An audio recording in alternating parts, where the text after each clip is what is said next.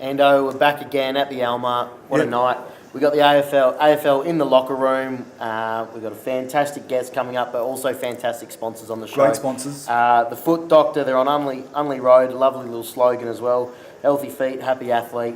So they're fantastic. They've been on board a couple of weeks now, so make sure you get down there and support the guys. But what a night. We've got, if I get my notes right, Ando, that's okay. we've got Stephen Stretch on board, and we're going to talk a little bit about AFL and Stephen's career as well. Stephen, finally, Melbourne got up last week. Fantastic win. They did, Greg. Yeah, they did. Your beloved D's. Yeah, sort of beloved, I think. Yeah. They're finally found some traction, which was good. You know, I've been under the pump a little bit lately, so it was good to finally get the result they wanted. A couple of short breaks they had, so I think it's going to elevate them a little bit further into the season, and hopefully a few more wins. Because as a best and fairest player yourself, played close to 200 games. Great year last year. I mean, you must have been just flying high as an ex-Demon player, and then this year the wheels have fallen off, and it's all of a sudden it's all a bit hard again. Yeah, difficult. Such a tremendous result last year. Probably in some cases overperformed. Yeah. Some people were saying, some of the critics say, this year the expectation was on them, and they've, for whatever reason, I'm not sure what it is, injuries. Surgeries over the off season, they just haven't found that continuity. And just the last couple of weeks, I sense that things have changed a little bit, a bit more confidence, again, they've finally got some traction. They look as if they're on the right path. Now, whether or not that means they're going to make the finals or get that 12 to 13 wins, who knows? But it certainly throws their hat in the ring. Yeah. We keep sitting here after the way we saw them play last year and go, they're going to come good. We've said it a couple of times. They're going to flick a switch. They're going to come good. They're going to come good. I think Saturday or over the weekend that win needs to kick-start them. But the opposite is now everyone is starting to say a Hawthorn are bottom 16. Yeah. Now, So I think that win there is that needs to kick-start them and get on the roll. It does. They're in the bottom four, the same as Hawthorn. They're in the bottom section of the ladder, so both clubs are under the pump. And even you look at your Geelongs and West Coast, the better teams at the moment. You can't take your foot off the brake at all. It's a long season. It's a measured season now too. They take players, give them breaks, all that sort of stuff, and manage them. So. It's a long season, isn't it? It's pretty tough to manage them when, I know we'll stay on Melbourne for a bit, they had a 6-day break, and I think before that they had a 4-day break. Yeah. So that's a pretty tough ask for footy side to come up. And it is, yeah. Run AFL footy. Yeah, you give them 4 days. It is. It's pretty tough. And you got like 44 players on the list, and I reckon this time last year they had 39 players available. At the moment, they've probably got 27, 28. Yeah. So they've got a lot of injuries. They've got less pre-season than what they've done last year, and probably low on confidence, and everyone's on their back. So, they're up against it, but it was good to get a win. And this week they've got to go to the Gold Coast, so fingers crossed. They've played pretty well in the last couple of years, so hopefully they can get another one. Collingwood and Geelong, are they a fair way above everyone else, do you think, at the moment? Well, it appears that way. It does, doesn't it? It does, but West Coast haven't really got going, I don't think yet. A couple of soft losses that they've had.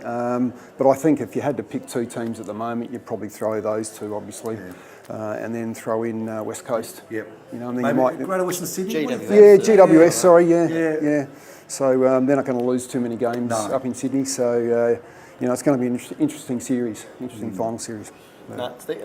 Go back for a second. So you played starting career, played about 60 games for the Eagles. And then obviously headed across. What period of your was that like in your life? Was it pretty exciting or?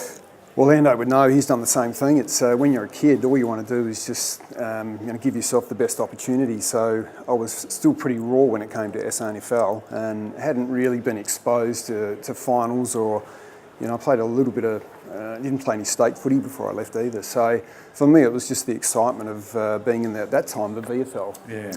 So the AFL didn't come into it later. So, I just finished schooling and got a job, got an apprenticeship, and then all of a sudden I'm talking to 4 or 5 AFL clubs or VFL clubs. So you were 18 when you left as well? I was. So I started here playing footy here at the SAFL at 18, and then I left when I was 21.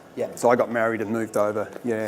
So And Melbourne at that time, what was it like to go to such a massive club? Well, I didn't know anything about them. No. You know, I knew about the Carlton and the Collingwood. Forget about that. We only got 1 hour. I think it was called the Winners on a Sunday night. ABC. It was that late. Yeah. Most of our parents wouldn't let us stay up that late. You know, because in the same era as myself. So you didn't really know what you're going to. I mean, I played with Tim Watson. I mean, he's a household name, but I didn't know who he was when I was over there. No. Because we never got any. No, and most of the successful teams in the 70s were, the Carltons and Collingwoods and North Melbournes. So I was watching them. So when I heard from Cameron Schwab from the Melbourne Footy Club, I really didn't know who it was. Yeah. So it was a real. I was on the crest of the wave, which was really tough footy too, wasn't it? Very tough. Tough footy. Yeah, you had a bit of an incident, I think, at Windy Hill, where the coaches probably talk a little bit different than they do probably today. I think the coach said to you, everyone's got to have your gloves off if that happens again, if that melee happens, we're all into it. Exactly. It happened at Windy Hill, it happened at Collingwood's home ground. It's having a park. Can you imagine doing it these days? You just can't get away with it. It's a different game, but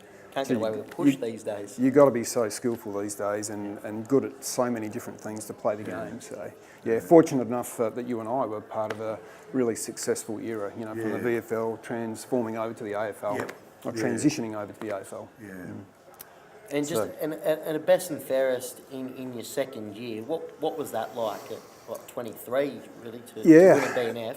Yeah, it was probably at the time. It was probably one of my career highlights. You don't play footy for the individual awards, but when you get recognised for them, I think now you look back on it at all your individual awards and you think about them a bit more. At the time, it's part of your DNA to play footy and do the best you can, and it's a team sport. But looking back on it, I was really privileged. I was playing against. I had players in the team: Jimmy Steins, Brian Wilson, Robbie Flower. These Gary Lyon, these sorts of players. He was a legend. He was one of the greatest players I've seen is Robbie Flower, and got to play. Got to play a couple of years with him, which was good. So really, it was a cruel year though. I think '87 for the Melbourne Footy Club, because Jim Steins crossed the line when Buckenara kicked a massive torpy. That would have got you in the grand final. So that was the very successful year, and then of course the next year you played in the grand final. Yeah, this young side coming through, having a lot of success in the finals. Beat North Melbourne by 10 or 12 goals, Sydney by 13 or 14 goals, and then lost to Hawthorn. We were actually in front when the siren went. So there you go. And so we lost. Yeah, poor old Jimmy, but that's folklore now. It's footy. Footy folklore. Spoken about Jimmy Steins, a bit more in depth, what was it like to have someone of his character, day in, day out and at your footy club? Just one of the hardest working players and probably one of the greatest football stories that I've ever heard. And I don't think I'd be on my own by saying that. Yeah. Lovely fella. He's done a lot of work off the field, away from the field.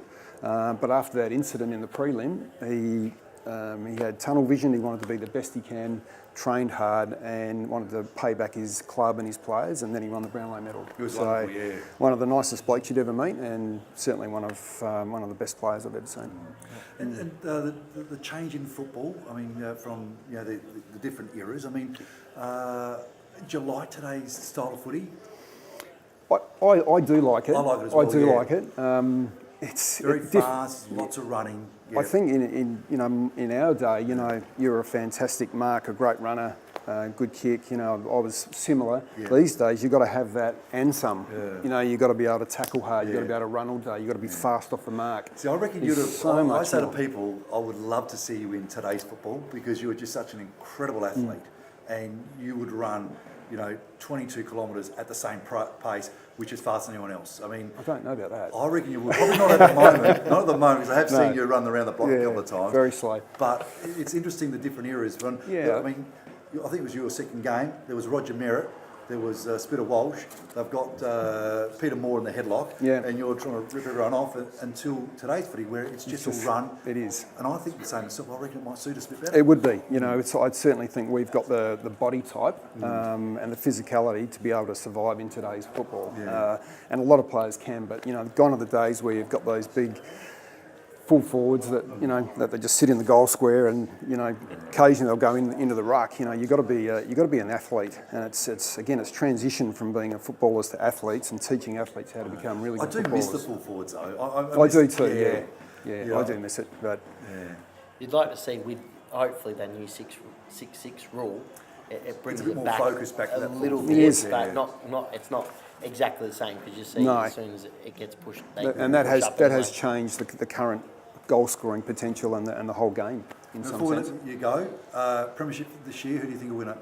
Oh, well, if I had to pick anyone, I'd probably go Geelong or Collingwood. Will Probably Melbourne go. make the top 8?